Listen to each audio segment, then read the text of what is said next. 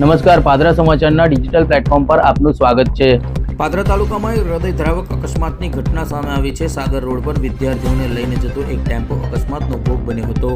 મળતી માહિતી મુજબ ટેમ્પો ચાલકે વાહન પરનો કાબુ ગુમાવતા ટેમ્પો રોડ કિનારે આવેલા વીજ થાંભલા સાથે ધડાકાભેર અથડાયો હતો। અકસ્માત એટલો ગંભીર હતો કે ટેમ્પો સવાર વિદ્યાર્થીઓને નીચે ફંગોળાઈ ગયા હતા। શાળા છૂટ્યા બાદ તમામ વિદ્યાર્થીઓ પોતાના ઘરે પરત ફરી રહ્યા હતા ત્યારે આ દુર્ઘટના સર્જાઈ હતી। આ અકસ્માતમાં 15 વર્ષીય વિદ્યાર્થી સોલંકી સચિન સંજયભાઈનું ઘટના સ્થળે કરુણ મોત નીપજ્યું હોવાનું સામે આવ્યું છે, જ્યારે અન્ય વિદ્યાર્થીઓ પણ ઈજાઓ પહોંચી હોવાની માહિતી મળી રહી છે। ઘટનાના પગલે સમગ્ર વિસ્તારમાં શોકની લાગણી પ્રસરી જવા પામી છે। ગામ લોકો અને સરપંચ દ્વારા રાજ્ય પરિવહન વિભાગ કામગીરી સામે ગંભીર સવાલો ઉઠાવ્યા છે। સ્થાનિકોના જણાવ્યા મુજબ ગામ વિસ્તારમાં એસટી બસોની અનિયમિતતા અને પૂરતી સુવિધાના અભાવે વિદ્યાર્થીઓને ખાનગી વાહનોમાં જોખમી મુસાફરી કરવી ફરજ પડે છે। ગામ લોકોનું કહેવું છે કે વિદ્યાર્થીઓ માટે નિયમિત અને પૂરતી જાહેર પરિવહન વ્યવસ્થા ઉપલબ્ધ હોત તો કદાચ આ દુર્ઘટના ટળી શકી હોત। આ ઘટનાને પગલે પાદરા તાલુકાના ગ્રામ્ય વિસ્તારોમાં શિક્ષણ મેળવવા જતા વિદ્યાર્થીઓને પડતી પરિવહન સંબંધિત મુશ્કેલીઓ ફરી એકવાર ઉજાગર કરી છે।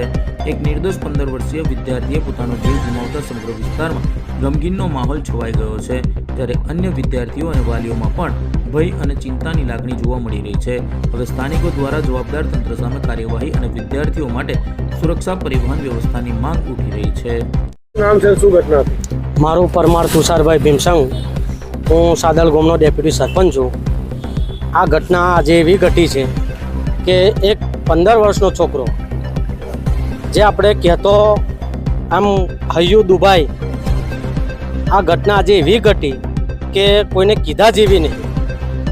આ ઘટનાની સરકાર એ કહેવાય નિષ્કાળજી કહેવાય સરકારની, કે જે છેવાડું ગામ છે અમારું, એ છેવાડા ગામની અંદર વહેલી તકે અમારે બસનો રૂટ ફાળવવો જોઈએ, એ ફાળવતી નહીં।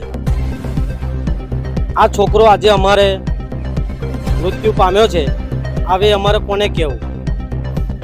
હવે આ બસ નહીં ચાલુ કરવાથી અમારે પ્રાઇવેટ સાધનની અંદર આ છોકરાઓને જે સાદી ગામમાં ભણતર ભણવા આવે છે, એ ભણતર ભણવા આવે, ઘરે આવતો દૂધના ટેમ્પામાં આવે છે। લગભગ 40 થી 42 છોકરા છે અમારા ગામના ભણવા આવે છે સાદી પાડોશ ગામમાં। હવે એમને રિટર્ન આવવું હોય તો આ જે છગડાવાળા છે, રિક્ષાવાળા છે, એ 20 રૂપિયા કે 25 રૂપિયા ભાડું લે છે।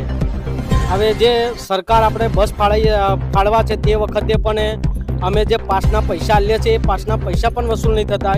એક દિવસ આવે, 2 દિવસ આવે, પછી ત્રીજે દાડ ના આવે, પછી 2 દિવસ બંધ થઈ જાય, એવી બસ બંધ થઈ જાય છે। અને બીજું કે તદ્દન ચચાર ગામને રૂટ ફાળવે છે। હવે અંબાળા ગામ અમારાથી આશરે એમ સાધી રહીને જઈએ આપણે, સાધી આતી રહીને તો 15 કિલોમીટર થાય છે।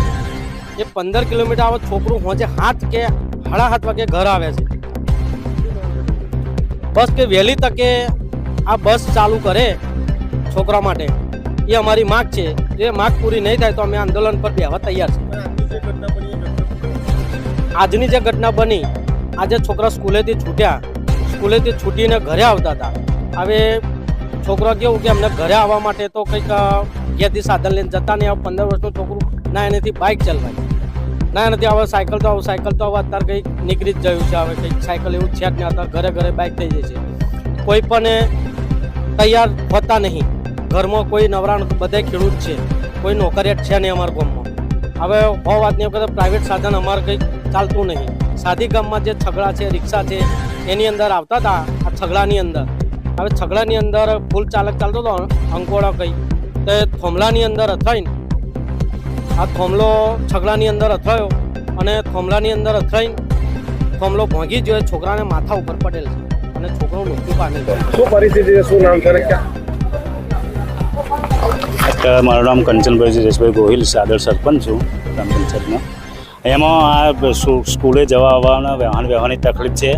અત્યારે જે બનાવ બન્યો છે તે સાધન કોઈ સુવિધા નહીં, બસ નહીં, એટલા માટે આ બનેલો છે। અને 15 વર્ષનો છોકરો સચિનભાઈ સંજયભાઈ સોલંકી, એ 15 વર્ષનો 9મા ધોરણમાં ભણતો છોકરો આજે મૃત્યુ પામે છે। કઈથી કઈ જતા હતા? એ સાદીથી સ્કૂલેથી ઘરે જતા હતા। કેટલા છોકરાઓને લઈને? 10, 12, 15 છોકરા।